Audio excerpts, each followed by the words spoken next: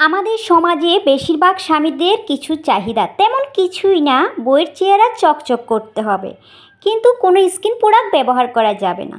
বছর বছর বাচ্চা হতে হবে, কিন্তু চেহারা নষ্ট হওয়া যাবে না। ছিঁড়া তেনা পড়বে, কিন্তু দেখতে ঐশ্বরিয়া রায়ের মতো লাগতে হবে। নিজে খেয়ে খেয়ে মোটা হবে, কিন্তু বউ শুকনা থাকতে হবে। বউকে দেখতে একদম ক্যাটরিনা কাইফের মতো স্লিম থাকতে হবে। বউয়ের শরীর একদম ফিট থাকতে হবে, কিন্তু নিজের শরীর একদম মোটা হবে খেয়ে খেয়ে, তাতে কোনো সমস্যা নেই। বউ সারাদিন কাজ করবে, কিন্তু শরীর ক্লান্ত হওয়া যাবে না। আর এগুলো হলো আমাদের সমাজে বেশিরভাগ স্বামীদের চাহিদা। আসলে বাস্তবতা বুঝতে গেলে একটা মেয়ে মানুষ বিয়ের পরে, বাচ্চা হওয়ার পরে কখনোই ফিট থাকতে পারে না।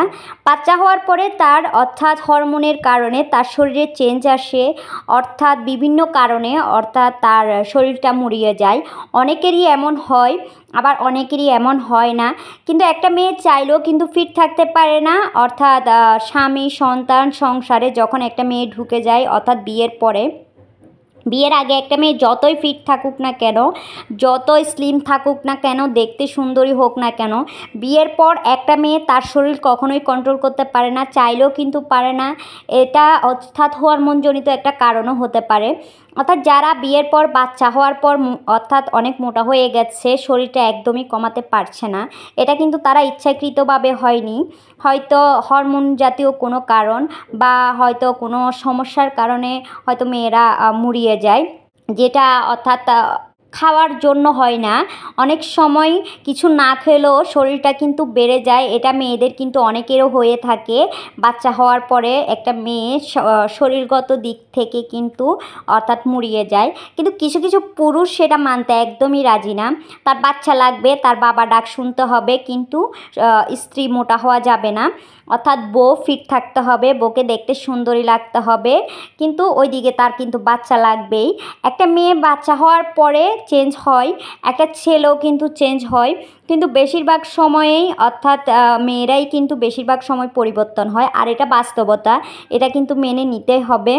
আর এই তো আপনাদের সাথে কথা বলতে বলতে আমি কিছু লাউ কেটে নিয়েছি, অর্থাৎ কিছু সবজি কেটে নিয়েছি, আর কিছু অর্থাৎ কচু কেটে নিয়েছি রান্না করার জন্য দুপুরে। আর এখানে কিছু মাছ ভিজাতে দিচ্ছিলাম, আর মাছগুলো এখনও বরফে শক্ত হয়ে আছে।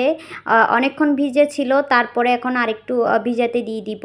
তারপর মাছগুলো ছুটলে তারপর আমি রান্না করব। আর এই তো এদিকে আমি লাউটা একটু ধুয়ে নিচ্ছিলাম পানি দিয়ে। আর এই লাউটা কিন্তু খেতে আমার কাছে তেমন ভালো লাগে না। আর যেটা অর্থাৎ একটু বড় টাইপের লাউ, ওইটা কিন্তু খেতে জাস্ট অসাধারণ লাগে। শীতের দিনে তো লাউ খেতে খুবই মজাদার হয়। তারপর আজকে এই লাউটা নিয়ে আসলাম, দেখা যাক রান্না করার পর কেমন হয়। আর রান্না করার পরে খেতে কিন্তু ভালোই লেগেছিল। আর চিংড়ি মাছ দিয়ে লাউ রান্না করলে খেতে কিন্তু অসাধারণ হয়, এটা তো আমরা সবাই জানি। আর এই তো আমি লাউগুলো সুন্দর করে পানি দিয়ে, পরিষ্কার পানি দিয়ে ধুয়ে নিচ্ছিলাম, অর্থাৎ সবজিগুলো এভাবে করে আমি সমস্ত সবজি ধুয়ে নিব। আর আজকে চিংড়ি মাছ দিয়ে লাউ রান্না করব, আর মাছ দিয়ে যে কচুগুলো কেটে নিয়েছি দেখেছেন, সেই কচুগুলো রান্না করব। গত কয়েকদিন ধরে আহাদ তিশার আরও নতুন একটা ভিডিও অর্থাৎ আমাদের চোখে অর্থাৎ পড়েছে, সেটা হয়তো আপনারা সবাই দেখেছেন। অর্থাৎ আহাদের যে 4 নাম্বার বিয়ে করতে যাচ্ছে সেটা। আসলে আমি কিছুতেই আমার মাথায় আসতেছে না, আহাদ যখন 4 নাম্বার বিয়েটা করতে গেল, তখন তিশা অর্থাৎ বাবার বাড়িতে চলে গেল। আর আহাদ একটা ভিডিও ভাইরাল হয়েছে, যেখানে আহাদ বলেছে যে আমি তিশাকে অনেক ভালোবাসি, তিশা তুমি ফিরে আসো। এই ভিডিওটা তো হয়তো সবাই দেখেছেন। এখন আমার ছোট্ট মনে একটা প্রশ্ন হলো, আহাদ যদি তিশাকে এতই ভালোবেসে থাকে বা এতই ভালোবাসে, তাহলে আখিকে বিয়ে করতে গেল কেন? আখিকে বিয়ে করলো, আখির অর্থাৎ ঘরে একটা ছেলেও হলো, তারপর দেন আবার আখি চলে গেল বাবার বাড়িতে, দেন তিশাকে নিয়ে সংসার করছিল। আর এখন আবার তিশাকে এত ভালোবাসলে তাহলে আবার 4 নাম্বার বিয়েটা কেন করতে যাচ্ছে? আর আপনারা কেউ জেনে থাকলে প্লিজ আমাকে কমেন্ট সেকশনে অবশ্যই জানাবেন। আসলে এই লোকটা বিয়ে বিয়ে এই খেলাটা আসলে কতদিনে শেষ হবে আমি কিন্তু কিছুতেই অর্থাৎ বুঝতে পারছি না।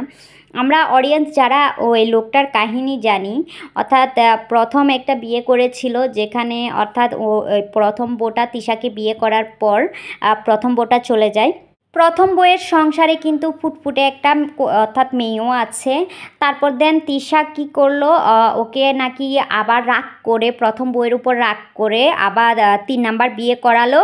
আর 3 নাম্বার জনটা হচ্ছে আখি, যেখানে আখিকে বিয়ে করিয়ে নিয়ে এসেছে সেখানে, অর্থাৎ আখির সংসারও কিন্তু একটা ছেলে সন্তান হয়। তারপর দেন তিশার সংসারও একটা কন্যা সন্তান হয়, অর্থাৎ 3 ঘরে কিন্তু 3টাই সন্তান হয়। তারপর দেন আবার আখি বলতেছে আখিকে নাকি তেমন ভালোবাসে না, তিশাকেই সবসময় ভালোবাসে। দেন আখি কি করলো, আবার রাগ করে বারবার বাড়িতে চলে গেল। দেন এখন আখি নিজের মতো করে লাইফ লিড করতেছে এবং নিজের মতো করে জীবনযাপন করতেছে, অর্থাৎ তার অডিয়েন্স আছে, তার অর্থাৎ ফ্যান ফলোয়াররা আছে। আর এখন তিশা আহাত তারা খুব সংসারই করতেছিল দেখতেছিলাম, কিন্তু হঠাৎ করে আহাত 4 নাম্বার বিয়ে অর্থাৎ মেহেন্দি পর্যন্ত হয়ে গেল। আমরা কিন্তু দেখতেছি সব কিছুই, আমরা কিন্তু অডিয়েন্সরা দেখতেছি, কিন্তু কেমন জানি অর্থাৎ এই লোকটার প্রতি কোনো মানে সহানুভূতি আসতেছে না। আসলে এই লোকটা মেয়ে মানুষের জীবন নিয়ে এরকম ছিনিমিনি খেলতেছে, এক একটা মেয়েকে বিয়ে করবে, দেন এক একটা মেয়ে বাবার বাড়িতে চলে যাবে, কয়েকদিন পর সংসার ভেঙে দিবে, আর তাদের ঘরে একটা একটা করে সন্তান হবে। আসলে আমাদের বর্তমানে পরিস্থিতিটা মেয়েদেরকে নিয়ে আসলে কেন পুরুষরা এত ছেলে খেলা খেলে আমার মাথাতে কিছুই আসতেছে না। আর মেয়েরও কি বোকা, কিভাবে জানি ওই লোকটার ফাঁদে পড়ে যায়, আমি সেটাই বুঝি না। তারপর দেন যে লাস্ট ভিডিওটা ভাইরাল হয়েছে যে তিশা চলে যাওয়ার পরে আহাতে একটা ভিডিও, অর্থাৎ যেখানে আলমারির কাজটা অর্থাৎ সে ঘুষি মেরে ভাঙছিল, সে ভিডিওটাতে দেখেছিলাম হাত বলতেছে যে আমি একটু অর্থাৎ নারীদের প্রতি দুর্বল, তুমি ফিরে আসো আর তিশা, আমি আর এমন করব না। আরে ভাই, অর্থাৎ তিনটা মেয়ের জীবন নষ্ট করে 4 নাম্বারেও 4 নাম্বার বিয়ে করতে যাচ্ছিল, বিয়ে তো করেই ফেলতো যদি তিশা রাগ করে বাবার বাড়িতে না যেত। আচ্ছা যাই হোক, এখন পরে একটা ভিডিওতে দেখলাম যেখানে স্টাম্প পেপারে অর্থাৎ তিশা অর্থাৎ সিগনেচার করাই নিয়েছে আহাতকে, যেখানে আহাত আর কখনো কোনো বিয়ে করতে পারবে না। যাই হোক, এই জিনিসটা দেখে ভালো লাগলো যে তিশা এখন সঠিক সিদ্ধান্তটাই নিয়েছে, কারণ এই লোকটার উপর বিশ্বাস নেই।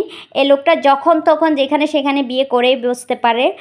সব মেয়েরা কিন্তু হাতের খেলনা হয়ে গেছে এই লোকটার। কীভাবে জানি এই লোকটা 4 নাম্বার বিয়ে পর্যন্ত পৌঁছে গেল। তার আর ভিতরের আত্মা দেখে তো আমরা অডিয়েন্সরা তো খুবই অবাক, আমরা যারা তাদের ভিডিও কন্টিনিউ দেখি।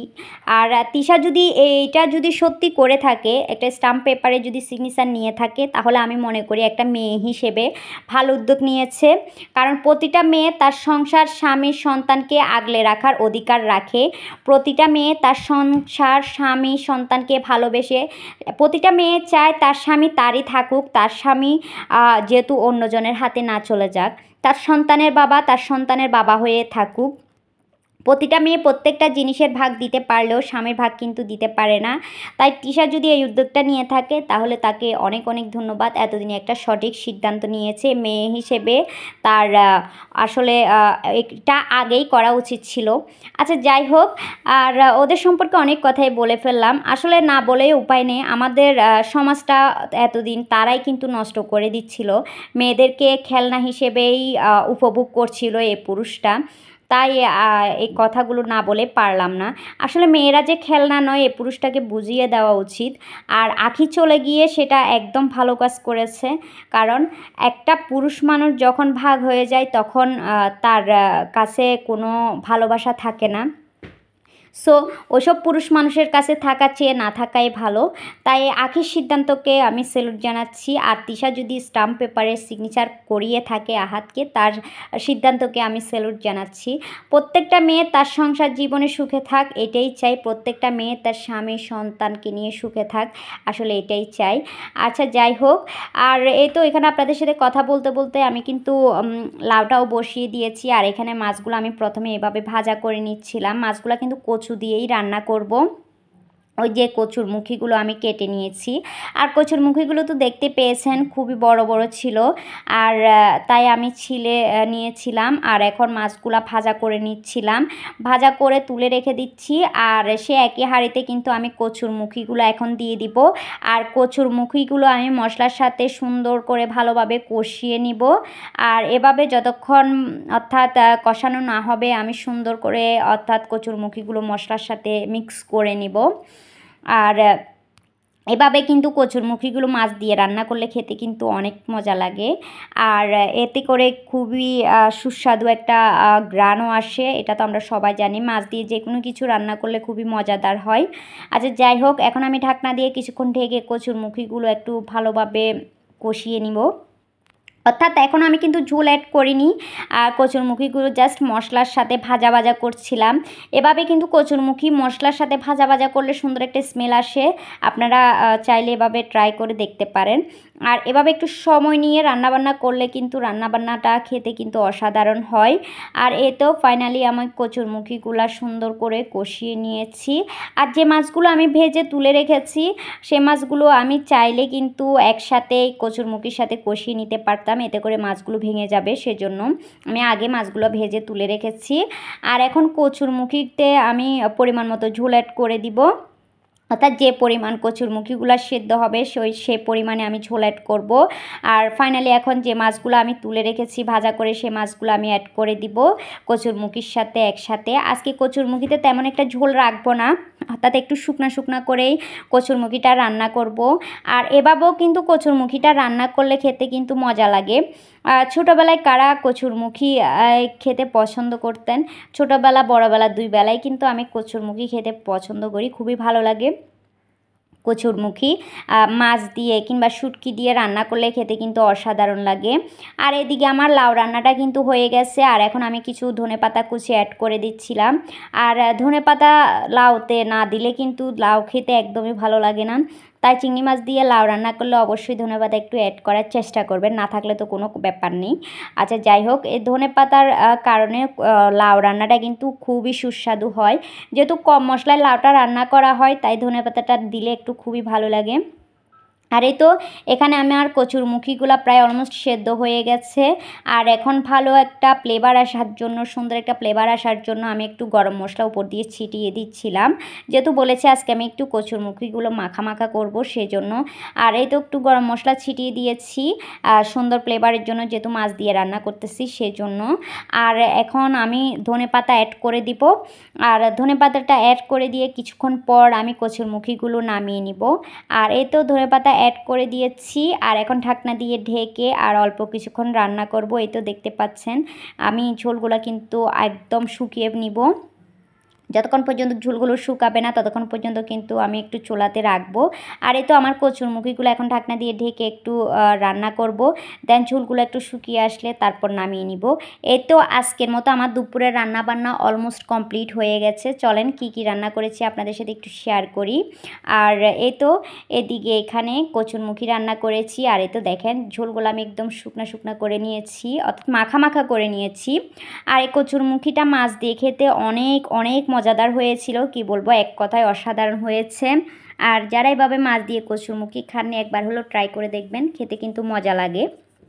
আর এই তো এখানে আমি যে লাউটা রান্না করেছি দেখেন সে লাউটা এটা চিংড়ি মাছ দিয়ে রান্না করেছি। আর দেখেন খুবই সুন্দর আর লোভনীয় একটা কালার এসেছে। আচ্ছা যাই হোক, আমার দুপুরের রান্নাবান্না আজকের মতো এখানেই কমপ্লিট হয়ে গেছে। প্রিয় আপু ভাইয়ারা যারা এখনও পর্যন্ত আমার ভিডিওতে লাইক দিতে ভুলে গিয়েছেন প্লিজ একটা লাইক দিয়ে দিবেন। দেখতে দেখতে যদি আমার ভিডিও ভালো লাগে চ্যানেলটা সাবস্ক্রাইব করে পাশে থাকবেন। আমার ভিডিও ভালো লাগলে আত্মীয় স্বজন বন্ধুবান্ধবের সাথে শেয়ার করে তাদেরকেও দেখার সুযোগ করে দিবেন। আর আজকের মতো এই পর্যন্ত, দেখা হবে নতুন কোনো ভিডিওতে নতুন কোনো ব্লগে। ততক্ষণ পর্যন্ত সবাই ভালো থাকবেন, সুস্থ থাকবেন, আল্লাহ হাফেজ। আর আমার আজকের ভিডিও কেমন লাগলো অবশ্যই কমেন্ট